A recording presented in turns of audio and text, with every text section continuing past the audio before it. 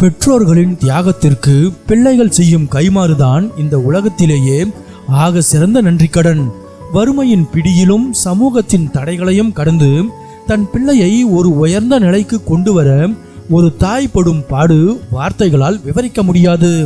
அப்படி தன்னை வளர்க்க துரும்பாக தேய்ந்த தாய்க்கு தான் படித்து வாங்கிய அரசு பதவியின் மூலம் ஒரு மகள் கொடுத்த ஆக சிறந்த கௌரவத்தை பற்றியதே இந்த நெகிழ்ச்சியான சம்பவம்.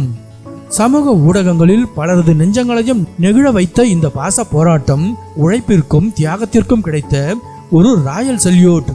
கர்நாடக காவல்துறையின் புதிய காவலர்களுக்கான பயிற்சி நிறைவு விழா மைதானத்தில் கம்பீரமாக நடந்து கொண்டிருந்தது. பலத்த வாழ்த்து சத்தங்களுக்கு நடுவே புது போலீஸ் உடையில் நெஞ்சை நிமிர்த்தி நின்றாள் திவ்யாஸ்ரீ. கூட்ட நெரிசலில் தன் மகள் எவ்வளவு பெரிய அதிகாரியாக நிற்பதை ஆச்சரியத்துடன் தேடிக்கொண்டிருந்தார் தாய் மீனாட்சி. கணவனை இழந்த மீனாட்சி கூலி வேலை செய்து அரும்பாடுபட்டுத்தான் தன் மகள் திவ்யாஸ்ரீயை படிக்க வைத்தார். அம்மாவின் வறுமையையும் தியாகத்தையும் நேரில் பார்த்த திவ்யாஸ்ரீ விடாமுயற்சியால் போலீஸ் வேலையை வென்றெடுத்தாள். மைதானத்தில் பெற்றோர்கள் பிள்ளைகளை கொண்டாடி கொண்டிருக்க மீனாட்சி மட்டும் தயக்கத்துடன் தூரமாய் நின்றார். தன் தாயை கண்டு கொண்ட திவ்யாஸ்ரீ பூட்ஸ் கால்கள் அதிர கம்பீரமாக நடந்து அவர் அருகில் வந்தாள்.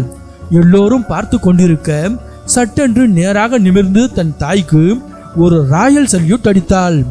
எனக்காக பட்டினி கிடந்த என் அம்மாவை விட பெரிய அதிகாரி எனக்கு யாரும் இல்லை என்று கூறி அம்மாவை கட்டி அணைத்தாள்.